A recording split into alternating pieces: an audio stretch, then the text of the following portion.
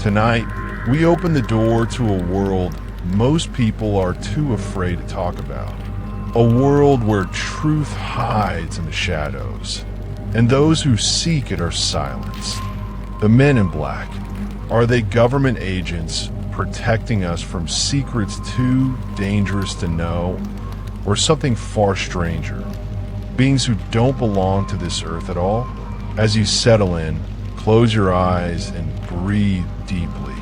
Let the tension of the day fade away.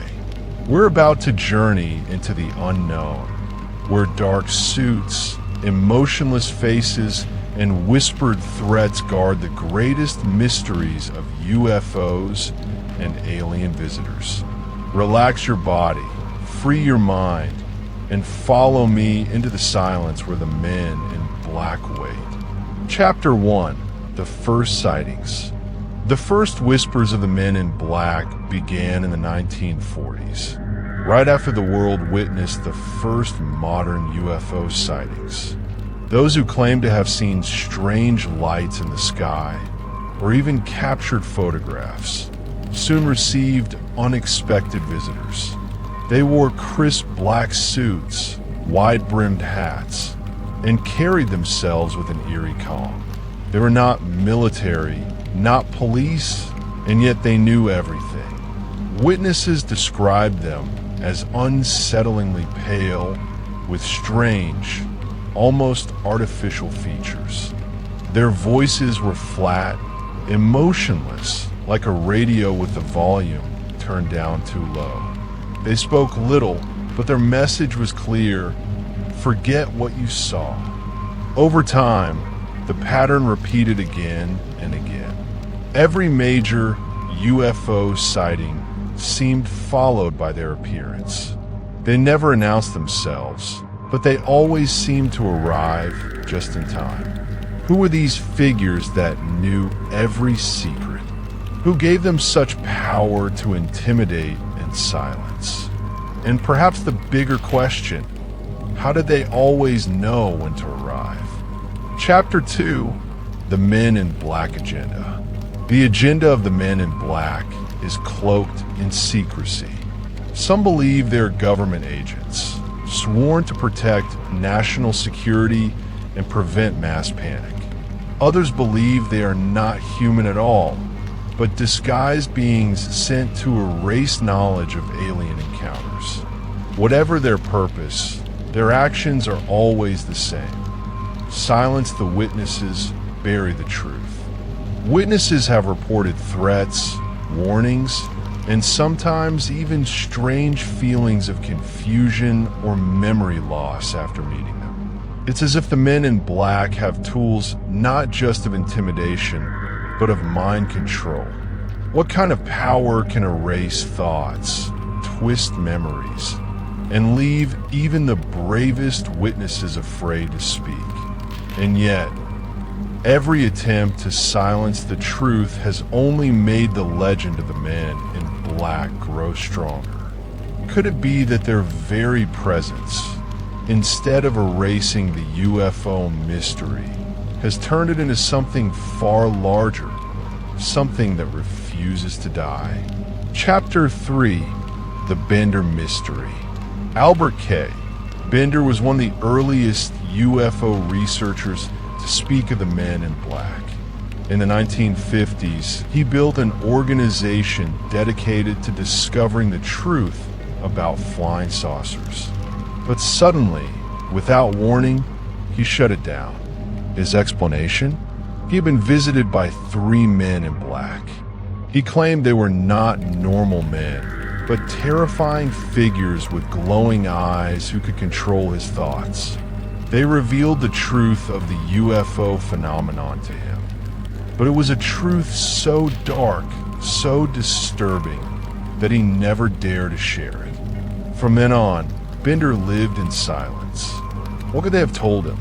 What knowledge was so dangerous that it silenced one of the most passionate UFO researchers in history? To this day, the details remain hidden, but Bender's story set the stage for decades of chilling encounters to come. Chapter 4. the strange visitors in Maryland. In the early 1960s, a man named Jack Robinson, a well-known UFO investigator in New Jersey, began to notice unsettling activity near his apartment. His wife reported that for several days, a man dressed in black stood across the street, staring at their home. He never moved, never spoke, but he was always there. Jack's colleagues managed to secretly photograph the figure, one of the rare images ever captured of a supposed man in black. The figure looked tall, pale, and stiff, holding what appeared to be a strange object in his hands. Though the picture is grainy, it remains one of the most famous pieces of evidence. What frightened Jack most wasn't just the man's presence, but how his research documents had mysteriously gone missing during this time. Someone or something had broken into his home. The message was clear. The men in black were watching, and they wanted him to stop. Chapter 5: The Silence of UFO Witnesses. Over the decades, countless UFO witnesses have described the same eerie pattern. They see something unusual, glowing discs, flashing lights, or metallic craft moving impossibly fast. They share their story, sometimes even with friends or local media. And then the visitors come, often traveling in sleek black cars. The men in black appear at the doorstep. They seem to know everything about the witnesses' lives, even private details no one else should know.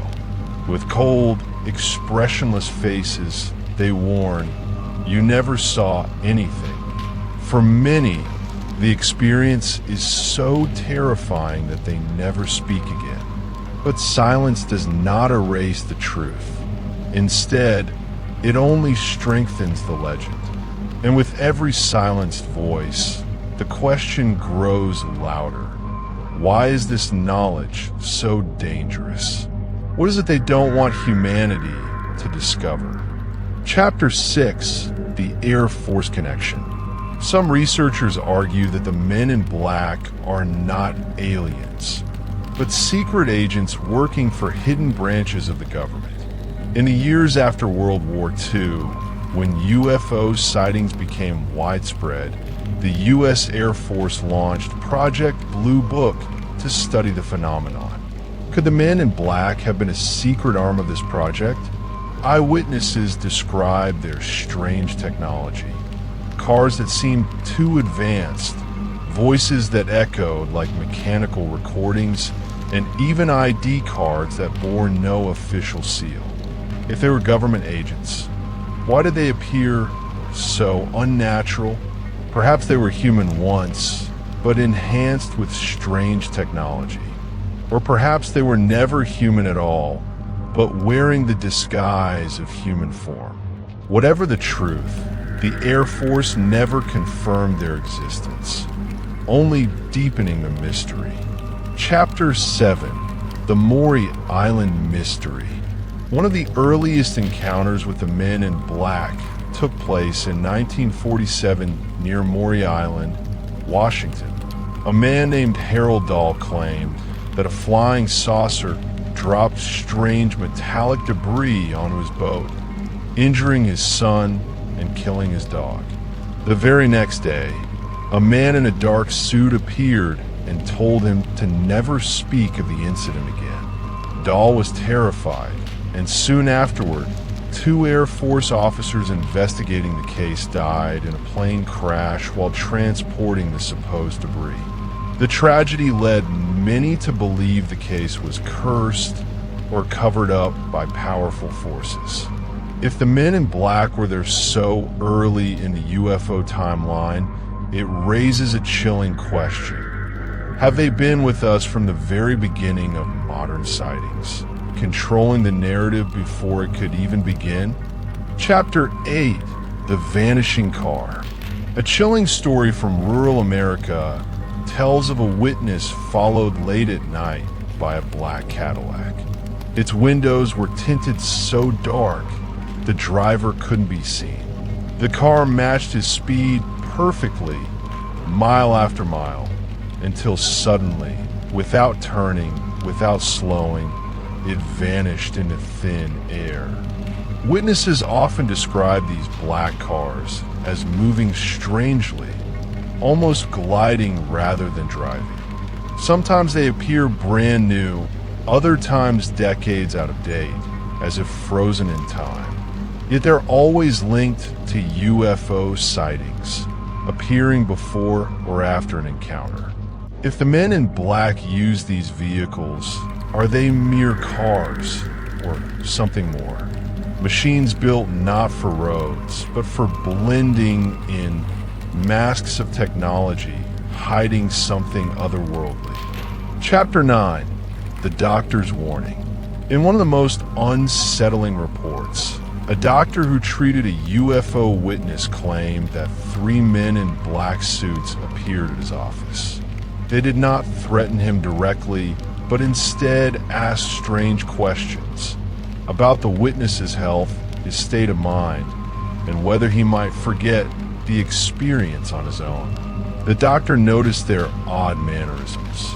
They did not blink. They seemed fascinated by ordinary objects in his office, as if they had never seen them before. When they left, they moved stiffly like puppets on strings. The doctor never spoke of them again in public, but his private notes reveal his fear. These were not agents, he wrote, but something pretending to be human, something that almost succeeded. Chapter 10, The Strange Behavior. Witnesses often describe the men in black as robotic, awkward, and unsettlingly strange. They sometimes don't understand common human expressions or use words in odd, outdated ways. They have been seen drinking water awkwardly, as though unfamiliar with the act.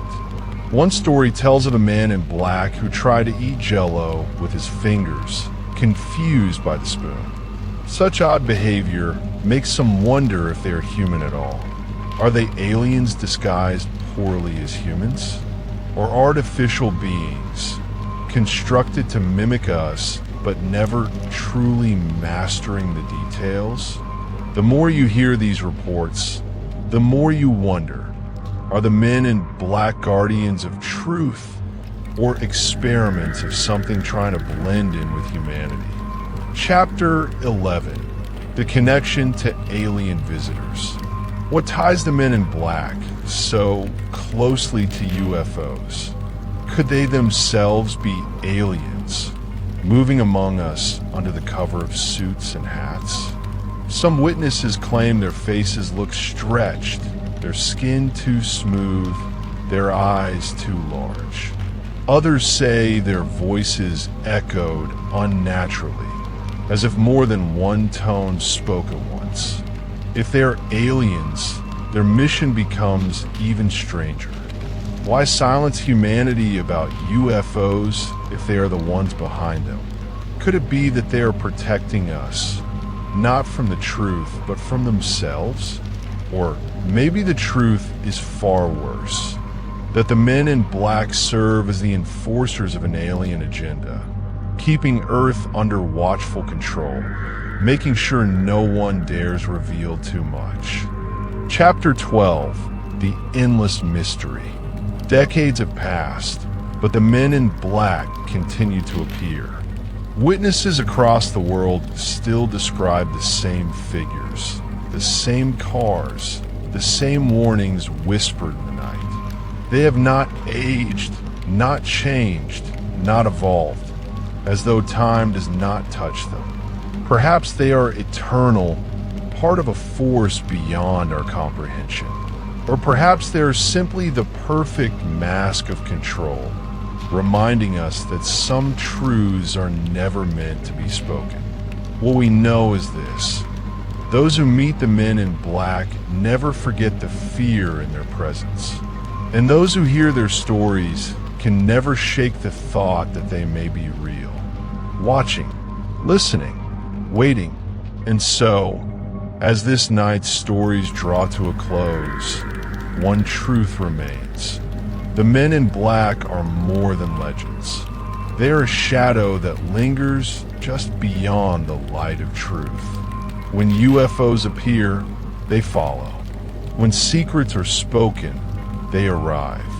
And when fear grows, they're already there. Perhaps you will dream tonight of dark figures and hidden mysteries. Perhaps you will wonder, as so many have before you, are they human, alien, or something we cannot yet define? Sleep now, and let your mind wander into the unknown. The men in black are out there, always watching, always